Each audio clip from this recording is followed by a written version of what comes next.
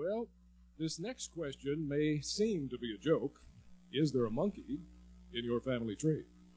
But it actually is taught as dead serious fact as if it were the law of gravity in our colleges and universities today. The idea is that man is at the apex of the alleged Darwinian tree of evolution.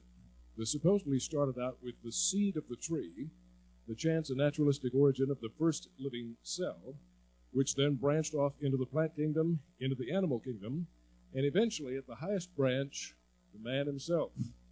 Now, it's very important to notice that the evolutionists teach that at this particular juncture here, there was a common ancestor of both apes and man, and it branched off into a branch that led to the currently living great apes, and it branched off in a branch that led to modern human beings. That's why we have apes and humans living together at the same time. They evolved in parallel. So you should never ask the question, well, if man evolved from apes, why are there still apes? According to evolution, they didn't evolve directly from apes. They evolved from a common ancestor, an important distinction.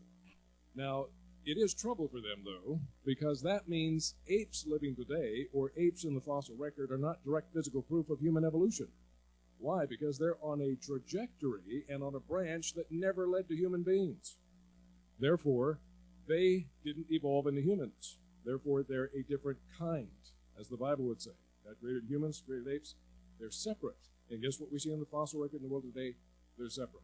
They need to find something on this branch here, something half ape and half man, which we call a transitional hominid. And as we shall see today, there is scarcely any convincing evidence whatsoever that that is the case. Now, first of all, we have a right to ask, does this tree really exist? I don't care what the textbook it's in, or who the editors or who the scientists are who contributed to it. Many fallacies and flaws have been put in textbooks. Just because it's in a textbook does not by any means mean that it's true. So we have a right to ask the question, is there such a tree? Just because it exists in a textbook. According to the Bible, no. According to the Bible, there is nobody in our family tree except for Adam and his descendants. We never had any connection with the animal kingdom. We were individually, separately, supernaturally created.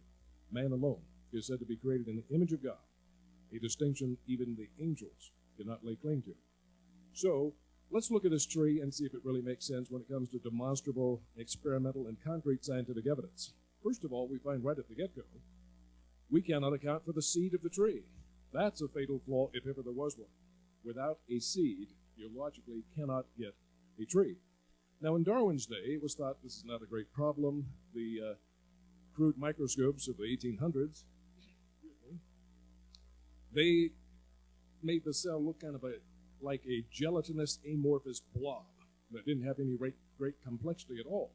And they thought, well, it's just so simple. You know, this gelatinous mass could have just fallen together by chance, and then once it's living and reproducing, natural selection can do its magic, and after billions of years, presto, here we are. Well, they fail on the all-important first step. Logically, if the theory fails here, the whole theory is dead. Because if you can't get the first species, then you cannot get it to evolve into all the other species, including the human species. It's logically incumbent upon them, they've got to have that first species. The theory is supposed to explain the origin of species. Well, if they can't explain the origin of the first species, then neither can it evolve into any other species. Now, based on what we know, it is mathematically, chemically, physically, and thermodynamically impossible for that first seed of life to have evolved from non-living chemicals. All the experiments done since the landmark experiment of Stanley Miller in 1953, more than half a century ago, you might wonder why they still have that experiment in 21st century textbook that's more than half a century old. The answer is obvious. If they had anything better, they would put it in there. But nobody has really done anything really substantially better than Miller, and Miller didn't get any significant results. He used artificial conditions. He put in a trap there. Intelligent design was used to get a higher yield using that trap. He used the wrong atmosphere.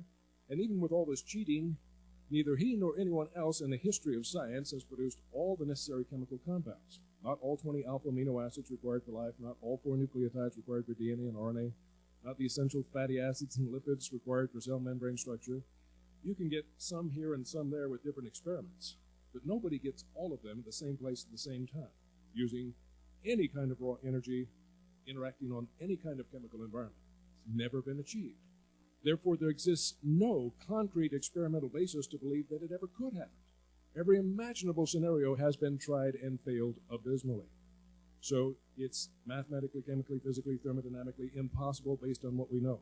They believe it on the basis of evidence that we don't know. Evidence that does not exist, but they only hope someday it might exist. But in the meantime, they talk about it as if it were a fact. Now, you don't have to take my word for that. I quote here Paul Davies, very renowned and outspoken evolutionist. He says, and he's very knowledgeable on this subject, I should say, he says it's a shame that there are precious few hard facts when it comes to the origin of life. The how part has everybody stumped, including himself. Nobody knows how a mixture of lifeless chemicals spontaneously organize themselves into the first living cell. I didn't put those words in his mouth. That's true. Those type of cogent, straightforward admissions should be in our textbooks. They should be in the media instead of the propaganda that we constantly get. Now, what does that mean? That means instead of having the seed on the tree of evolution, they ought to have a big question mark and nothing but negative feedback and failed experiments for more than half a century. I've never heard of any field of science where you have more than half a century of negative feedback and they still insist on talking about it as if it's a proven fact when all the experiments have failed. There's got to be some agenda behind that. It really has nothing to do with science. So that's a lethal flaw. It's kind of like having a man up here on the platform, laying down on his back. And I walk up to him and I look at him. And I notice his t-shirt says, "I'm Mr. Evolution." And I have my evolutionist friend with me. And I say, you know, look at Mr. Evolution here. It looks like he's bought the farm. It looks like he's dead as a doornail. And my evolutionist friend says, oh, no, it can't be. He must live. And I say, well, I think he's dead because you'll notice there's a stake right through his heart. And that's usually fatal. In fact, it's always fatal. And he says, well, yeah, but that's kind of nitpicky. You'll notice the stake has not impacted any of his other organs, just his heart. Now, I'm not kidding. That is literally what the evolutionists do. Well, yeah, we have a weak link here. We have a little problem here. But, you know, everywhere else we got good stuff. Wait a minute, logically. If the heart is destroyed, the lifeblood cannot flow to the other organs. All the other organs are impacted. All the other organs die as well. And if you can't get the first species, it affects the whole theory because it can't evolve into any other species. If they can't get that all-important first species, their theory is dead. It's fatally flawed. How many fatal flaws does a theory have to have before it's no longer credible? Just one will do. Just one. But it gets worse. We not only have that fatal flaw, we find this tree has no trunk to support it. Why? Because in the living world and in the fossil record, we have the most unimaginable, the most huge and gargantuan, the most unexpected, and the most lethal gap you could ever imagine in the world of biology and paleontology. It jumps from single-celled organisms to multi-million-celled organisms of every major class and phylum in the animal kingdom. I mean, there's nothing in between. There's no 2-celled, 3-celled, 4-celled, 5-celled, 10-celled, 50-celled, 100-celled, 500-celled, 1,000-celled, 10,000-celled, 100,000-celled, finally multi-million-celled creatures. Single cells, multi-million-cell creatures, every major distinct body plan. Explodes on the scene as if somebody spoke, and it was done. Somebody commanded, and it stood fast. Yeah, it looks like supernatural creation. It screams out of the fossil record and the living world. So here we have an amazing thing. Millions of years worth of evolution is supposed to take it on. Millions times millions of these creatures should have lived and died, leaving an ample fossil record. Yet there's nothing in between these extremes. So what do they call it? The Big Bang of biology. Well, I'm sorry, you can call it a Big Bang, but 10 to 15 million years is still a long time. And there should have been millions of these creatures preserved. Now, some of them try to say, well, they would have been soft-bodied, and so they just didn't get preserved. So it just looks like it didn't happen. It's just that the evidence didn't get preserved. Well, wait a minute. We find bacteria and algae, these very tiny, delicate little creatures, fossilized all over the world. We find jellyfish, snails, worms, soft-bodied invertebrates, fossilized all over the world. The Ediacaran Cambria, or the Ediacaran fauna, first found in Ediacara, Australia, all soft-bodied creatures. They've now been found in 5 different continents. How is it that good old Mother Nature has such a prejudice against evolutionary ancestors and transitions that it preserves billions of fossils in every continent of the planet, but not the ancestors and the missing links? A little hard to believe.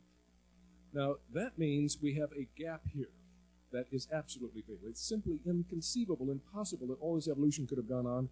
This is where we have the richest fossil record, so we should have plenty of evidence. Number 2, this is where the biggest changes in the history of evolution are supposed to have taken place, right here. No other major category called a phyla ever evolved after this. That means 75 to 80% of the big-scale evolution ever happened here. So here where the biggest events happened, the biggest changes happened, here where we have the richest fossil record, we have literally nothing showing any evolution. And there's no disputing. They never say, here's the evidence.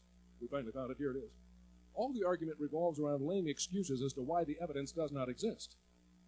But nobody just says, here's the evidence. It isn't there. That cuts the head right off the theory. That's a fatal gap.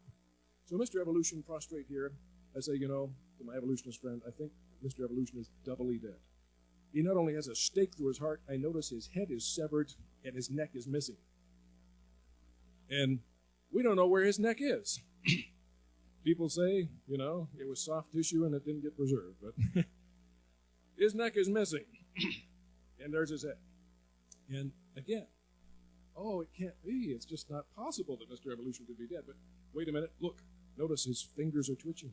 His toes are twitching. There's a spark of life. There's hope. We'll just give him CPR and he'll be fine. That's what you call denial of reality. Denial, denial, denial. Well, there's the denial in Egypt, but there's a lot of denial in evolutionism too. But anyway, if the head is severed, nerves can continue to fire off, and yes, you can wiggle your fingers and your toes. But you know what? If your head is severed and your neck is missing, and we don't even know where it is to reconnect it, you can't give the fellow CPR and revive him. He is dead as a doornail. It's a hopeless predicament. And this fingers and toes twitching, that's trivial. The evolutionists will often say, well, yeah, we got problems down here with the seed, we got problems with the trunk, but up here we think we got some pretty good evidence. Wait a minute. You have to earn the right to even talk about that. You first explain how he can live when there's a stake through his heart, and with his head cut off and his neck missing. I don't care about his toes twitching. You can talk about that after you explain how he can live in his predicament. Once you've explained that, you've earned the right to go on. But when we have two fatal flaws, and the whole theory is fatally kaput, they haven't earned the right to say anything else. The theory is dead. It has two fatal flaws right from the get-go. Now, in essence, what's going on here is that they're now saying, well, evolution must have happened in just the right way, that it didn't leave any evidence. It just kind of jumped. Isn't that interesting? If you went into a court of law and tried that, you'd get thrown out on your ear. Well, Your Honor, we know that the defendant here is guilty of capital murder. The judge says, yes, but Mr. District Attorney, you've got a problem. In this court, we require evidence, not just prejudicial theories against the defendant. We want some evidence. You got any eyewitnesses? No, Your Honor. Do you have any forensic evidence? Blood, hair, fingerprints, footprints, DNA? No, Your Honor, we have nothing. We have no eyewitnesses to connect him to the scene of the crime. We have no forensic evidence to prove he was even in the city where the murder took place. But we have this theory, Your Honor. We have this theory that this man is a criminal genius. And, he stole a car, so he couldn't be identified. He put on a disguise. He came under cover of darkness, so no eyewitnesses could identify him. And then, before he did the crime, he put on a hazmat suit to make sure he wouldn't leave any skin flakes or hair or DNA of any kind or fingerprints. And he did the perfect crime without leaving any incriminating evidence. And since we have figured out this marvelous theory of how he did the perfect crime, leaving no incriminating evidence, Your Honor, you just have to find him guilty. The judge would say, you see this book of the law? I'm going to throw it at you. You get the Sam Hill out of my court. You come back when you've got some evidence and not just prejudicial theories against the defendant. But that's all the evolutionists have. They have a prejudice against the God of the Bible and His Word and His truth that the rocks cry out. But when it comes to concrete, real evidence that would hold up in a court of law, it would never pass. And if it can't hold up in a court of law, it ought not to be in our textbooks. What about the remainder of the tree, these branches? Do they connect? Well, not according to Stephen Gould of Harvard University. Prior to his recent death in 2002, he was perhaps the world's leading spokesman for evolution and an expert in paleontology. He said the extreme rarity of transitional forms in the fossil record persists as the trade secret of paleontology. It's like us professional paleontologists, us fossil scientists, we know the secret, but we don't want you ignorant masses finding out the truth. So it's our little pet secret. And what is that trade secret? That the evolutionary trees, as we have here, that adorn our textbooks have data only at the tips and nodes of their branches. The rest is inference. What's another word for inference? wishful thinking. Basically, just believing what you want to believe according to your preconceived idea. Inferring that this must be true because I already believe that. But notice, when it comes to concrete evidence, he says it's not the evidence of fossils. It's not concrete. It's just prejudiced inference. So, Paul Davies says we can't have the seed. George Gaylord Simpson, one of the greatest evolutionists of the 20th century, he said this Eocambrian problem, this Cambrian explosion, all the major phyla, no ancestors, no transitions. He said this is the major mystery of the history of life. Well, I've got news for him. It may be a mystery if you believe in evolution. Certainly not a mystery if you believe in biblical creation. It's exactly what you expect to see in the living world and in the fossil record, if the Bible is literally true. Alfred Romer of Harvard looked at it and said, boy, this would reasonably be consistent with the idea of special creation, supernatural creation. We probably got excommunicated from the evolutionary fraternity for making such an honest admission. It does look like special creation. It doesn't look like evolution. So according to Paul Davies, George Gaylord Simpson, and now Stephen Jay Gould, we don't have the seed, the trunk, and we don't even have any connecting branches on this alleged factual tree of Darwinian evolution. You've got to ask yourself the question, what kind of tree has no seed to grow from, no trunk to support it, and no branches connecting? A non-existent tree, a fairy tale tree, a wannabe tree, but certainly not a concrete scientific tree. What we actually see is exactly what biblical creation predicts. Distinct kinds of beautifully engineered, designed plants and animals, varying only horizontally within their kind, never information-gaining macroevolution, though. That would take millions of years, no one could see it anyway. But what we actually see is what the Bible predicts we will see. Nonetheless, the evolutionists use that alleged tree to put quotes like this in our textbooks at taxpayer expense. You are an animal and share a common heritage with earthworms. Wonderful. Well, it's kind of hard on the human ego to think that we're ultimately the end product of this equation, slime plus time equals you. Or, as others have put it, we're the end product of from goo to you by way of the zoo. But this is the direct inference of evolution. You are nothing but a product of chance, complex bag of chemicals thrown together by the whims of nature, nothing supernatural involved, no creator. Therefore, you have no purpose, no value, no dignity, and no destiny. When you ask the most profound human questions that man has pondered from the dawn of time, questions like, who am I? Why am I here? What is my purpose and meaning and value in life? How do I determine what is right and what is wrong? And what's going to happen to me when I die? Do I have any hope of life beyond the grave? Do I have a spiritual nature? Evolution says no to all those questions. No, you're a complex bag of chemicals. Like other animals, you're thrown together by chance. And therefore, you ask the question, who are you? Why are you here? The answer is, you're nothing. You're a nobody. You were not created with any ordained plan or purpose or value or meaning. You'll just live and you'll die, and that'll be the end of you. And since you have no spiritual nature to survive the grave, you'll never even remember you ever existed. The human population has no ultimate greater significance than a swarm of flies, which also supposedly evolved by chance and will eventually go extinct, like all living creatures go extinct with time. So, you have no purpose, no value, no dignity, no destiny, and when you die, you won't even have the memory that you existed. You might have been a wonderful person. You might have been king of the world. You might have been very popular, but when you die and everyone else dies, they'll never remember you ever existed. You might have been like Jimmy Stewart. You might have had a wonderful life, but it doesn't matter. When you die, the memory dies too. You will never know you ever existed. Your life is meaningless, purposeless, worthless, hopeless.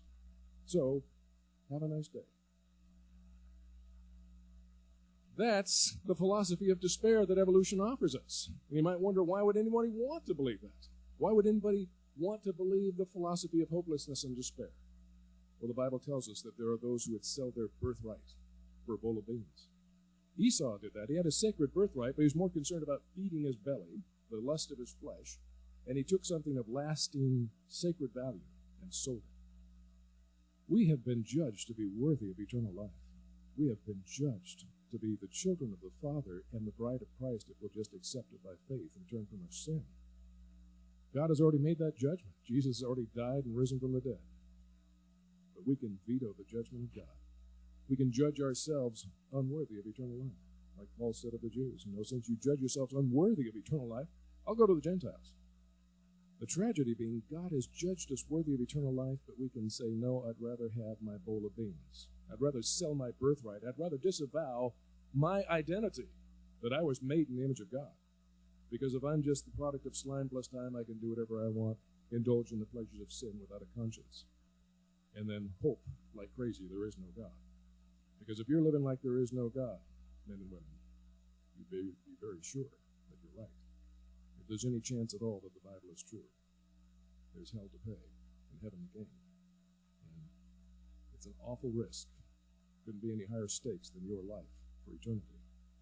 And why there is such a mystery of iniquity that men reject the truth and believe the philosophy of hopelessness and despair, just so they can indulge in the pleasures of sin and disavow their birthright, is a mystery, as the Scripture says, the mystery of iniquity. But the good news is we're not compelled by overwhelming evidence to believe that philosophy of hopelessness and despair. The most reasonable interpretation of the data is we were created in the image of an omniscient, omnipotent Creator, and His fingerprints are all over this creation. And they're especially all over human beings, with intellect, emotion, will, powers of abstract thought, spirituality, morality. How do you ever get things like that out of dead dirt? The law of cause and effect says for every effect there must be an adequate cause, and no effect can be greater than its cause. They're getting everything from nothing, and all these attributes we have from dirt, and somehow have perversely claimed it's more scientific to believe that than to believe Genesis. Well, not in my book. Now, there are three major strikes against evolution right from the get-go. Strike number one, Theodosius Dobzhansky, the greatest evolutionist of the 20th century, he said that it's impossible to observe real Darwinian evolution, real macroevolution. That takes millions of years. Nobody lives long enough to see it. That's a problem, because if you can't see it and observe it, it's really not science. It's faith, philosophy, or religion. But he says it's impossible to observe real Darwinian evolution. Secondly, mutation and selection mechanism is effectively dead, according to Stephen Gould of Harvard University. To his credit, he said mutations are random changes in the genetic language, like typographical errors. They garble and destroy information. They don't make it new and better. So we need to have a better mechanism. He never found one. He died 22 years after he said this, having never found anything better.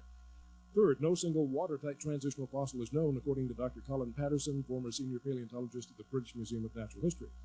He had at his disposal one of the greatest assemblages of fossils available to any scientist in the world. He wrote a whole book on evolution, but he didn't give a single example, living or fossil, of a transitional creature. When asked why, he said, well, if I knew of any, I certainly would have put them in my book, but I don't know of any.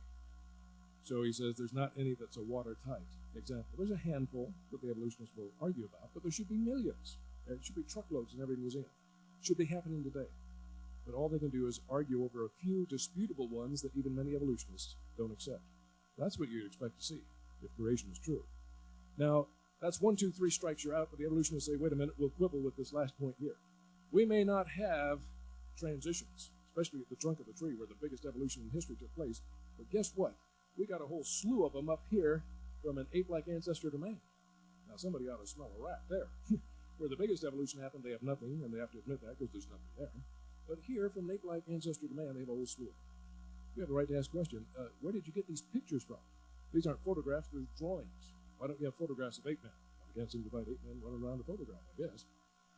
So they're drawings. What are they based on? Fossil evidence. How much? In almost all cases, we're dealing with fragmentary evidence, where they get to make up the rest from their own imagination. When we get a nearly complete fossil skeleton, it's bad news for them, because you can jolly well tell whether it's an ape or a man. There's enough skeleton there we can see clearly, a layman can see, whether it's an ape or a man. Now, these transitions are erected out of the twilight zone of fragmentary evidence, where the experts get to add the rest by their own biased imagination. All we have to do is look at their track record to see that that's really what's been going on. We'll take a look at Nebraska man, found in western Nebraska in 1922. Major find, hadn't found a transitional hominid in the Western Hemisphere before, and so this was big stuff. Illustrated in the Illustrated London News, disseminated around the world. When they made this picture, used it in our textbooks, used it in college, used it in the famous Scopes monkey trial. Expert depositions of evidence read into the court record. One of their star witnesses, Nebraska man. When all this happened, they did not have in their possession a complete skeleton, a complete skull, or even a complete jaw. All they did have in its entirety was a single molar tooth. It was the tooth and the whole tooth, but nothing but the tooth. And You've got to ask the question, how can they get the truth, the whole truth, and nothing but the truth out of a single tooth? Well, I don't know, but they said they were such experts in forensic science, anatomy, and anthropology that they could get all that evidence, and if you disagreed, you're ignorant and backwards and uneducated. Well, I'd like to know what are the tactics used to ascertain the details of the sketch. Well, I think this is how they did it. If you squeeze a tooth long enough and hard enough, you can force it to confess to anything. And I think they just squeezed that tooth until it squealed and told them anything they wanted to hear. For example, how do we know the man walked semi-erect? I don't know, a tooth could tell you a man's posture, but if you squeeze it hard enough, it'll tell you what you want to hear. How do we know that this man had the brain power or IQ to make this stone implement in his hand with this wooden club? I don't know, a tooth could tell you a man's IQ, but I guess if you squeeze hard enough, you can get the answer. They even knew what his face looked like. Rather a homely visage. Only a mother could love such a face as that. But they knew what that homely face looked like. The tooth told all. They squeezed just a little bit harder, and the tooth even divulged what his wife looked like right there. Wow. Wow, the tooth knew everything about the man and his family. Well, that's how it went until full examination results were done. They dug deeper, got the rest of the fossil. A few years later, the results published in Scientific American Magazine, December 16, 1927. The article read, Nebraska man turned out to be neither an ape nor a man. It actually turned out to be a pig, a peccary, an extinct wild pig. In fact, they found that pig living today. It's one of those so-called living fossils. Well, this, of course, could be excused because everybody makes mistakes, including creationists. That's why we need to rely on God. He's perfect. We aren't. But this isn't just some, minor mistake they made once. This is symptomatic of what's been going on ever since Darwin. They keep making the same mistake. And it's because their pride, their prejudice, their preconceived ideas colors how they interpret the data. Getting a PhD doesn't make you objective. In fact, the Bible says it can be worse. It says that knowledge puffs up and makes one prideful, but love edifies. Well, another classic example of this historically is Piltdown Man, based on fossil specimens found by Charles Dawson near Piltdown, England in the year 1912. Primarily a skull cap, skull remnants with a jawbone with some teeth in it. The skull appeared very human-like. The jawbone appeared very ape-like, except for the wear pattern on the teeth was more human than ape. So Charles Dawson thought, Eureka! Half man, half ape, the missing link is no longer missing. And as a result, from 1912 to 1953, Piltdown Man reigned supreme in our textbooks and museums. Scores of books and pamphlets, articles were published about Piltdown Man. It was used again in the famous Scopes monkey trial as proof the Bible was false and evolution is true. Until 1953. By then they came up with a new dating method based on absorption of fluoride out of the environment in the fossil bones. And they thought, well, we'll test it. It's supposed to be about 500,000 years old based on evolutionary presumption. But he said, well, we'll test it and see exactly how old it is. And they were shocked. The jawbone had such a little trace of it as no more than you'd find in a living creature. The skull had a bit more. It might have been several centuries old, but certainly not 500,000 years old. So they ran up the red flag. Something is amiss. We better run a battery of tests. After all, it might be a forgery. It might be a fraud. Brilliant deduction. After more than 4 decades of trumpeting, it's an unassailable fact that proves the Bible is false. They get a little humility and say, we better run some tests. But when they did, they found out these weren't even ancient fossils at all. They not only didn't have enough fluoride, they were simply chemically painted on the surface to make them look like ancient stained fossils. Then with no more than a magnifying glass, they looked at the teeth. They could see distinct scratch marks on the teeth where someone had taken a hand file and filed down what turned out to be orangutan teeth, trying to make them look more human in their wear pattern. Piltdown Man was 100% deliberate forgery and fraud. In retrospect, they said it was so poorly done, whoever did it must have been in a big hurry because they didn't seem to have the time to do a decent job. Yet this poorly constructed fraud sat under the noses of some of the world's greatest educated experts in the field, and none of them could see it for what it really was. What was the problem? Lack of education or lack of an open mind. This was the goose that laid the golden egg. This was what they desperately wanted, and they were blinded to the truth because it so beautifully fit their preconceived ideas. So when people say, we just have to trust the scientists, they're searching for truth. Remember, a PhD doesn't get rid of a sinful, wicked heart. A PhD doesn't get rid of the human frailties of pride and prejudice and preconceived ideas. So Piltdown Man is now recognized as one of the most spectacular and longest-enduring frauds in the history of modern science, and the legacy continues. After Piltdown Man went down into the history of ill repute, he was replaced more recently with Boxgrove Man, the earliest Englishman. Well, Boxgrove Man, look how they've reconstructed him. They must have a lot of evidence. What did they have? One shin bone. And it was a shin bone that looked like a modern shin bone. Imagine if you got buried and after a few centuries there's nothing but your shin bone left, and they dig it up and they make you look like this. That's essentially what they've done. They use artistic license to give the picture of evolution, even though the evidence shows it not one iota. It's a modern human shin bone. Eosimius, the alleged Don Simian, common ancestor perhaps of apes and man. They claim, boy, they must have a lot of evidence for this. Carnegie Museum of Natural History got this beautiful illustration. What evidence do they have? They have a couple of jawbones. That's it. A couple of pieces of jawbone. How big are they? The size of grains of rice. And from that, these people, with their tremendous wisdom, in Time magazine, they wrote that this creature was shy, nocturnal, and had large saucer-like eyes and flitted about the treetops. I defy anybody, I don't care how many PhDs are behind your name, to prove that based on a couple of grain of rice-sized pieces of bone out of a jaw. But it goes to show these people act like they're above the law. Anything they say has to be gospel truth because they've got the credentials. Well, history is full of credentialed people that are dead wrong. In fact, I'll guarantee hell is full of PhDs because the broad path leads to destruction and knowledge puffs up. And if you don't humble yourself, it is so easy to miss the truth, being blinded by your own pride and prejudice and preconceived ideas. Ardipithecus rhamidus gadapa, what a name for it. This alleged transitional hominid was based on these fragments. The main proof was this one particular single toe bone, okay? Very curved, very ape-like, really looks like nothing but an ape's toe bone. And where did they find that? 18 kilometers away from these other fragments in a different rock stratum. Where were the other ones found? They were found spread over an area of 15 kilometers long. So, this has prompted some people to ask the question, was this history's first suicide bomber? And indeed, was he carrying a nuclear bomb when it went off, since his remains are scattered all over the place? Well, evolutionist Nigel Locke, to his credit, admitted that few sciences produce such abundant returns from so few fragments of fact as paleontology. Now, Dr. Tim White, a notable world-class evolutionist paleoanthropologist, notice what he says about his colleagues in his own field. He says a 5 million-year-old piece of bone that was thought to be the collarbone of a human-like creature is actually part of a dolphin rib.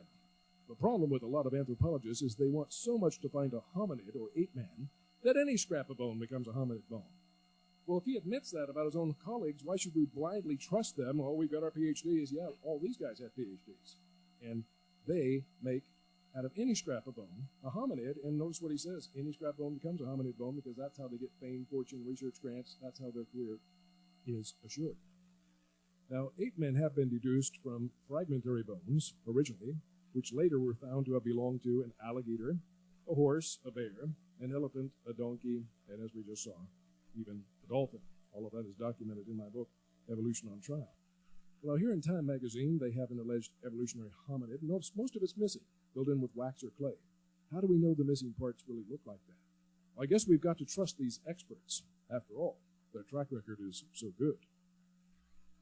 Here we have the famous missing link Iceman. This is supposed to be a sub-Neanderthaloid hominid that fell into glacial ice and got deep frozen tens of thousands of years ago.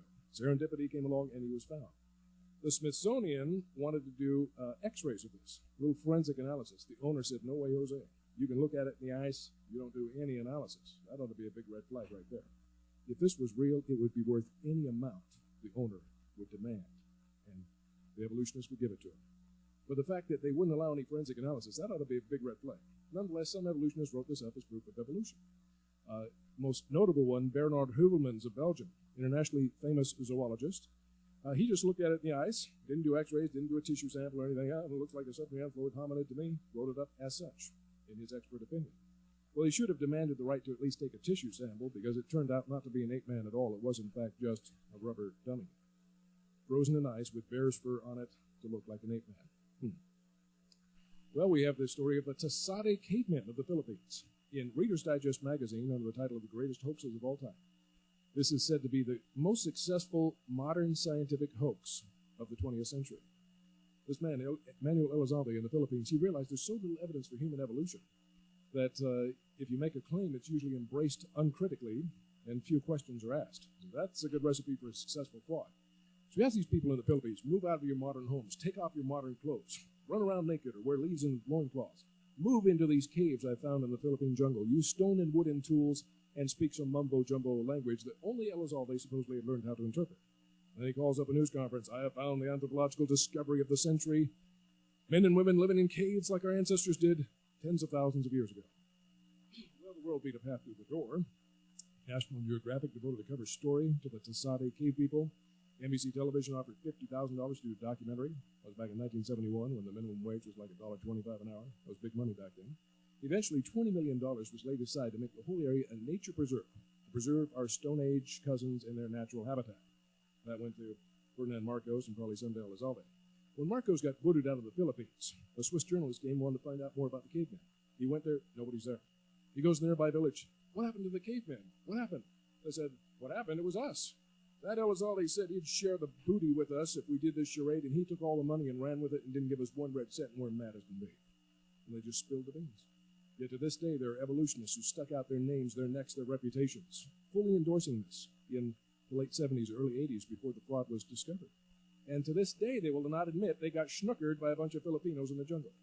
They're too prideful to admit it. They just say they mysteriously disappeared, maybe aliens abducted them, who knows, but they're not about to admit that they were wrong. 21st century fraud.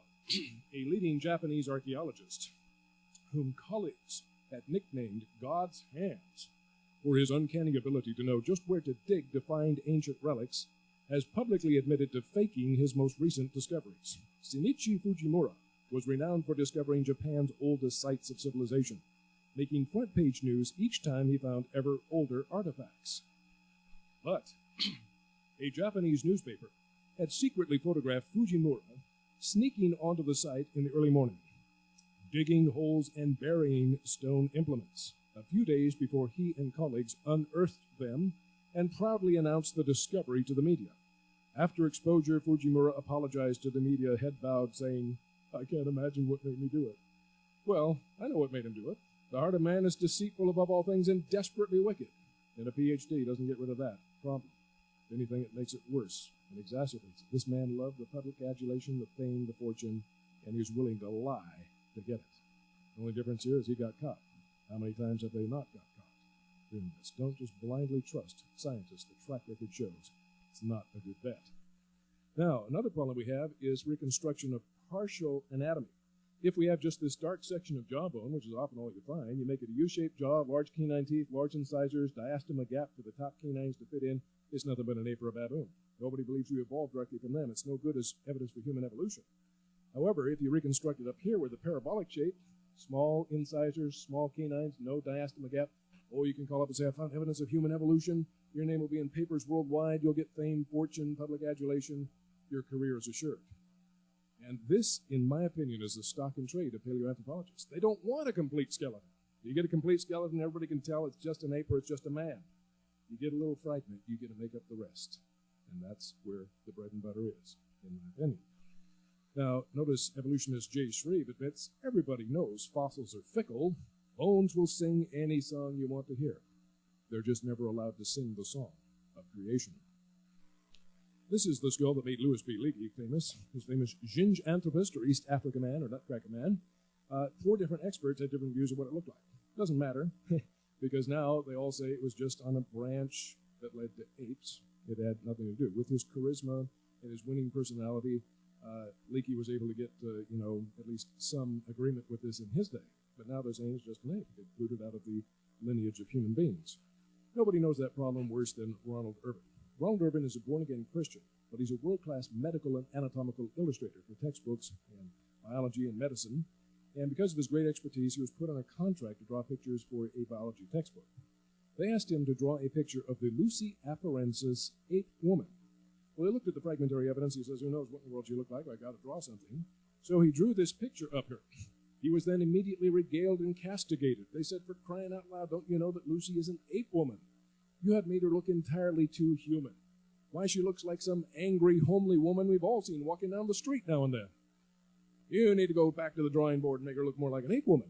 He said, okay, that's it. You can't fire me. I quit. If you're just going to have me here and pay me to draw pictures to support the theory of evolution, even when the evidence doesn't support it, that's it. I quit. But he blew the whistle on them. And he said, don't trust what you see in the textbooks. He says, I know firsthand the illustrator is pressured to draw what they want to see, irrespective of what the actual evidence indicates. Now here we have a close-up of the tree of evolution in the book Origins by Richard Leakey. It shows how an insect-eating mammal, an insectivore, supposedly branched off with the tarsers, lorsers, lemurs, the new and old world monkeys, and the great apes in the line that eventually supposedly led to modern man. Again, these branches don't exist in the real world or in the fossil record by concrete evidence. They're drawn by inference. We have these distinct different kinds. They infer evolution must have happened, therefore there must have been branches. But when you read the fine print, those branches are there by inference, not concrete evidence.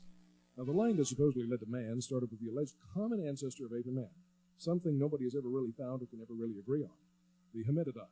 So it's just a name on a chart, no real proof, supposedly 30 million years ago. Now, I don't believe in that time scale, but I'll tell you this much. If they had 30 million years of these creatures living and dying, there ought to be plenty of evidence, and they can't find anything they can agree on. Then we go to Ramapithecus, Australopithecus, Homo erectus, finally Homo sapien, which means man the wise. Well, Ramapithecus, or the ape of Rama, all we had of him for many years was a couple of jaw fragments, but that's more than a single tooth, isn't it? David Pilbeam and Elwin Simons, American paleoanthropologists, they said, that's good enough. We need an early ancestor. This will do. So they went from this to this, our early ancestor in our textbooks and museums. But what happened here is classic. They make these grandiose, extravagant claims on the basis of incredibly fragmentary evidence. Then when more complete evidence comes to light, it turns out to be nothing but an ape, and it gets booted out of the human lineage. This happened with Oreopithecus, Kenyapithecus, Sivapithecus, and now Ramapithecus. The more recent evidence that they got, compared to a chimpanzee skull and orangutan there on the left, in the center, the more complete skull evidence of Ramapithecus, showing the angle of the face, like the orangutan, the orbital ridge, like the orangutan, the mastoid process on the side, like the orangutan, the tooth and jaw morphology, very similar to the orangutan. So much so that David Pilbeam and Elwin Simons, the main champions of the alleged transitional status of Ramapithecus, they got up and publicly ate humble pie and said, we wanted this to be our early ancestor. It appears it's nothing but an ancient orangutan, an ape. And nobody believes we evolved directly from apes. These are what orangutans look like. And these orangutans seem to think it's funny they were mistaken for being human ancestors. Okay, now what does that mean? On Richard Leakey's chart, we start with no common ancestor that they can agree with. Our early ancestor, Ramapithecus, turns out to be just an orangutan, therefore not in the branch that leads to human beings, so he has to be crossed off the chart. That means we start with nothing, we go for several million years of alleged human evolution with nothing to show for it, until we come to the Australopithecines. Now, austral in Latin means southern, like Australia, the southern continent.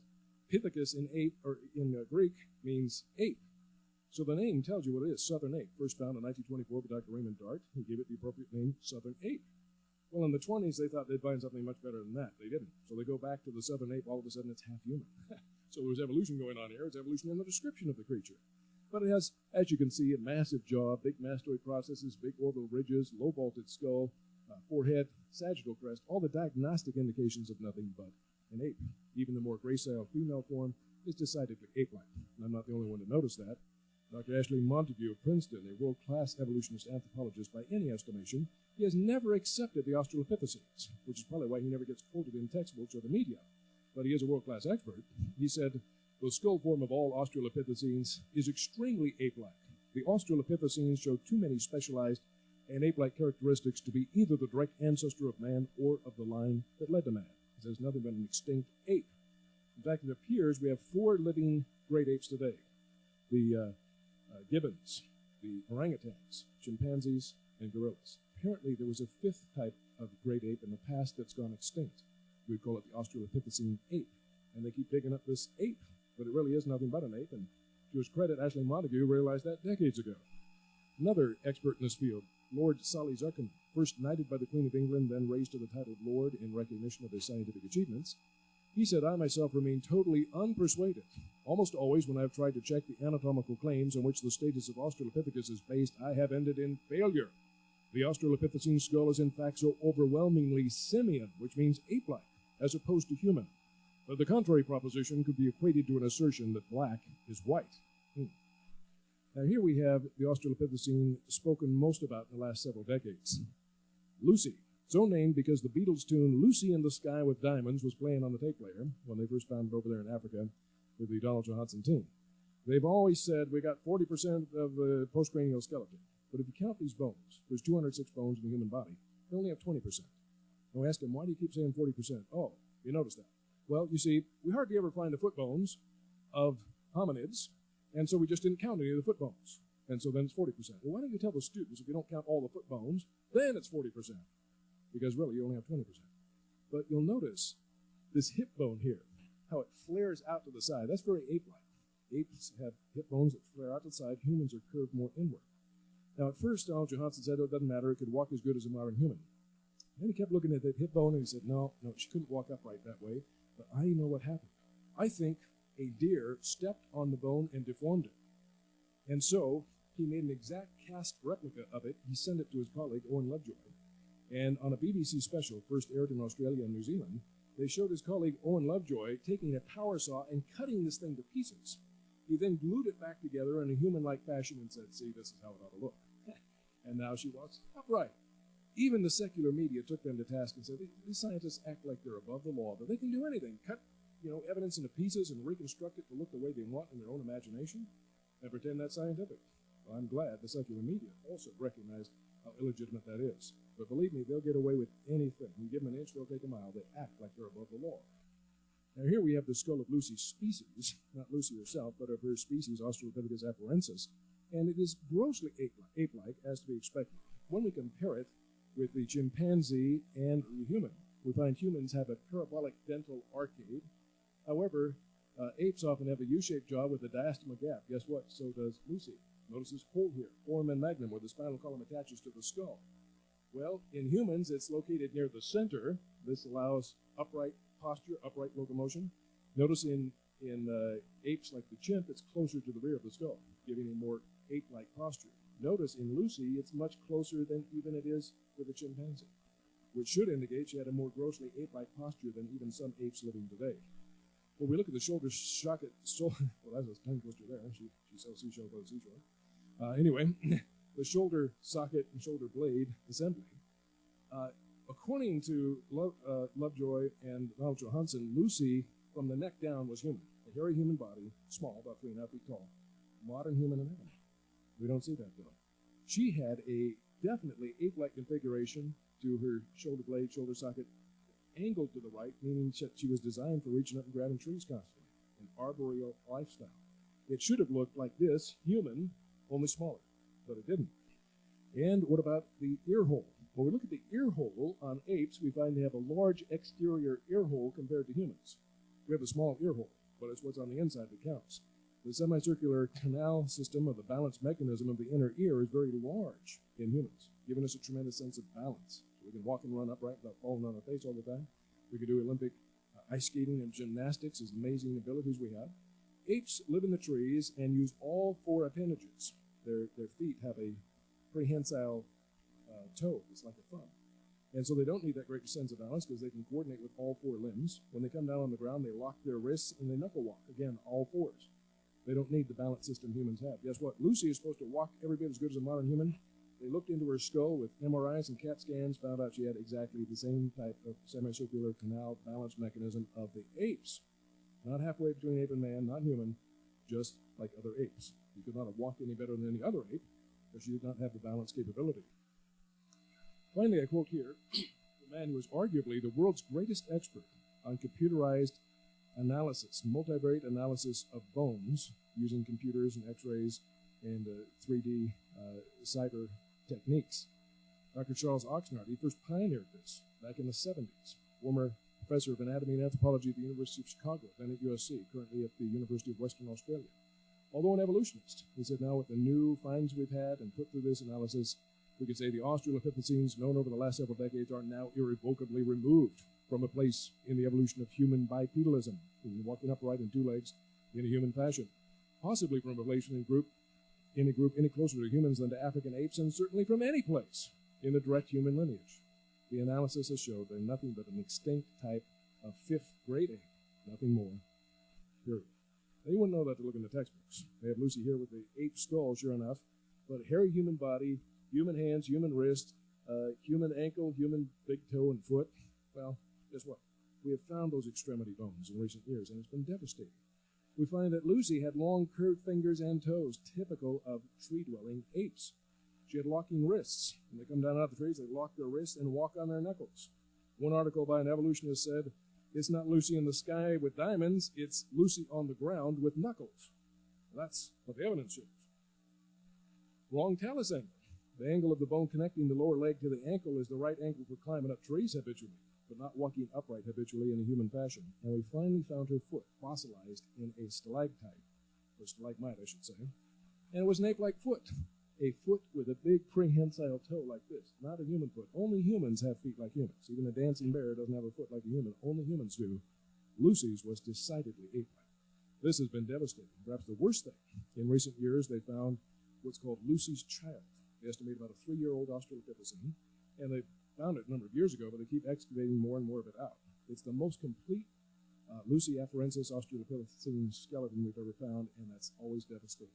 When you get a complete skeleton, it's the worst nightmare for evolutionists, because now we can see how all the bones connect, and it is decidedly ape-like. It's not halfway between ape and man. It's decidedly ape. If it were living today, we would say it's just another great ape. Recently, in the Proceedings of the National Academy of Sciences, 3 evolutionist scientists co-authored a paper, passed peer review by the National Academy, and they basically said just that. We have enough evidence. There's no longer any reason to be barking up the wrong tree. We were running up a blind alley all these decades. We need to come clean and realize all the Australopithecines, including Lucy, are nothing but an extinct form of great ape. And if you're living today, we would recognize they're nothing but apes. And so we need to look for something better. They didn't used to do that, but now it's becoming very obvious. Now notice here, in National Geographic, they have a reconstruction from the bones, the fossil bones, to Lucy. Anybody notice anything interesting about Lucy here? No apes have whites in their eyes. Only humans have whites in their eyes. Notice in the evidence, there are no eyes. But the artist knew that she had whites in her eyes. Interesting thing, you know, if you're on Bunker Hill and say, don't shoot till they see the whites of their eyes, the apes are coming after you, they'll never shoot. They have no whites in their eyes. But anyway, he admitted his bias. He said, I wanted to get a human soul into this ape-like face to indicate something about where she was headed, as if he knows by looking at some dead bone where she was headed. It's just his philosophy, his preconceived idea, coming across with artistic license, but not based on concrete proof. Homo habilis, or handyman, Louis Leakey, again lobbied for this with his charismatic personality. But many evolutionists today admit that it is an invalid taxon. This past peer review was published in Nature magazine, arguably the most prestigious science journal in the world. Invalid taxon, a mixture of more than one fossil type. Some ape bones, some human bones. That's a good way to get an ape man. You mix ape bones and human bones, you get an ape man. But it's not legitimate. And so they admit it's invalid. Well, if it's invalid, why do they still have it in the textbooks? One honest evolutionist gave a very straightforward answer. He said, if there weren't a Homo habilis, we would have to invent one. So we might as well use the old invalid one, since we'd have to invent one if we get rid of it. Well, I guess that's logical, but it's not very reasonable. Okay, finally we come to Homo erectus. Well, Homo erectus, he looks kind of brutish and dirty and dim-witted and subhuman here, and that's always often reconstructed in Time magazine and other textbooks and things like that, but, he lives up to his name. The name Homo erectus means upright man. And remember what I said? When you get a complete or nearly complete skeleton, you can jolly well tell whether it's an ape or a man. In the case of Homo erectus, we have the famous Turkana boy. They used to think he was 11 or 12 when he died. Now they're saying he might have been only 9 or 10 when he died. He's already 5'6" in stature. He easily could have been 6 foot tall or taller in adulthood. In fact, Homo erectus people, as an ethnic type, averaged in the males about 5'10", which is about the average even today. So his skeleton is a modern skeleton. It's not remotely ape-like. It's virtually indistinguishable from a modern human skeleton. They admit that. You have to be an expert to know any difference, and it's no more difference than you have within the different ethnic varieties of full human beings today. The skull is a human skull, not an ape skull. It is a little smaller and a little thicker, but again, this could be normal genetic variation within the human family with our rich gene pool. But it's well within the range for normal human intelligence. An individual in Africa only had 700 cubic centimeter cranial capacity, but had normal human intelligence. Some people get more than 3 times that, 2,200 cubic centimeters. But they don't have 3 times the IQ. They just have normal IQ. It's not the sheer size of the brain that imparts intelligence, it's the organization of the brain, which may explain why the African gray parrot with a little bird brain matches, in some cases surpasses, the cognitive abilities of the African chimpanzee with a much larger brain. It's the organization that counts.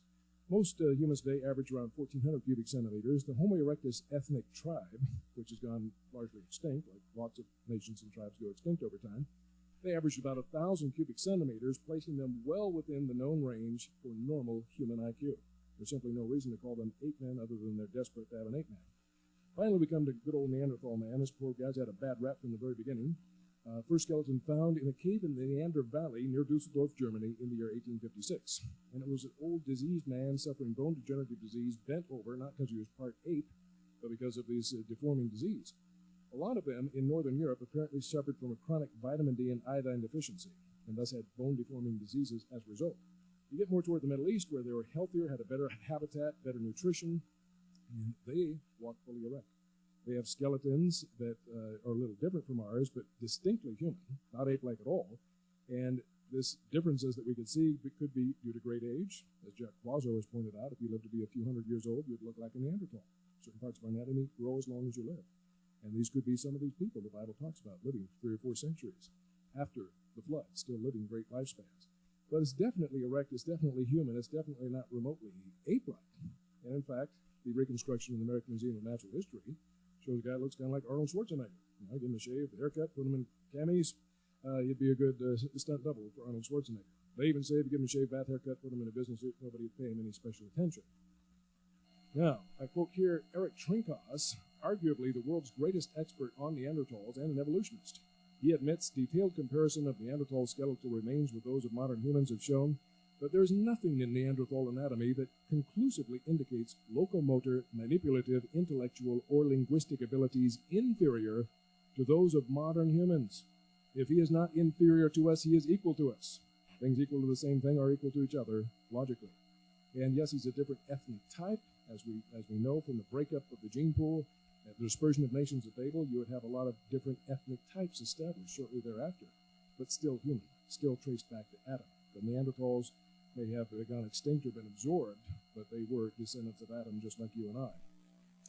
Here we have the Neanderthal model endorsed by Eric Trinkaus, again, one of the world's greatest authorities. This guy doesn't look near so bad as those old reconstructions. Like one lady said, boy, this guy's handsome enough to give him a shaved bath haircut, put him in a tuxedo, I'd go out to dinner with him. He's really rather a handsome bloke. Okay, here we have a forensic reconstruction of a Neanderthal child. Now, this is not where they take a little piece of bone and make an ape man out of them, like evolutionists are so fond of doing, but where they use proven police forensics and anthropological science to determine, you know, the skin and the tone of the muscles and everything in the face to try to identify a Jane Doe. So we have just the skeleton. We're trying to, you know, get a picture of what this person looked like so they might be identified. They did this with a Neanderthal child, and this was the result they got. They could be any of our children today. They were definitely humans, descended from Adam, made in the image of God. So in conclusion, after nearly 150 years, looking all over the world trying to find evidence, we find they have nothing but apes. By their own admissions now. Basically, all they have to talk about, of any weight today, is the Australopithecines, and there are some of them, even in the National Academy of Sciences, saying they're nothing but apes. We've been barking up the wrong tree for decades. What about Homo erectus, Neanderthal? Many evolutionists admit Homo erectus and Neanderthal are so human. If they were alive today, they could intermarry with us and have fertile children, the primary accepted definition of the same species. Yet they speak with forked tongue, because on other hands they say, well, no, they were different species, but they admit they could intermarry if they were alive today and have human children. So you can't have it both ways, it appears. They were different ethnic varieties of descendants of Adam, just like you and I. As far as the Cro-Magnon people, they were essentially the same ethnic type as modern Europeans. So they were certainly human. So we have either apes or we have men. And that elusive ape man simply has not been found by anything approaching credible, convincing evidence, even though nearly 150 years of time, effort, and billions of dollars expenditure has been given trying to prove this thing. You know, that makes sense. There's no evidence at the bottom of the tree of evolution. It's mathematically, chemically, physically, thermodynamically impossible. We have huge gaps there that show it could not happen. It did not happen. Why should we expect to find evidence at the top of the tree? Well, there's absolutely no evidence at the bottom. What we see here shows that the most accurate, the most up-to-date, the most reasonable, the most believable statement on human origins is still found in a book thousands of years old, a book authored by the Spirit of God, a book that says man and woman were made in the image of the Creator, that we have our ascendancy and our gifts and our powers and our dominance in this world, not by the whims of chance and nature, but it was ordained by God who made us in our image. That is the most credible statement ever written on human origins. In conclusion, I quote Lord Solly Zuckerman, again, this renowned evolutionist anthropologist.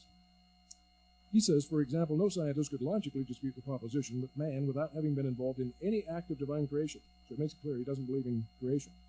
But he says man must have evolved from some ape-like creature in a very short space of time, speaking in geological terms, without leaving any fossil traces of the steps of the transformation.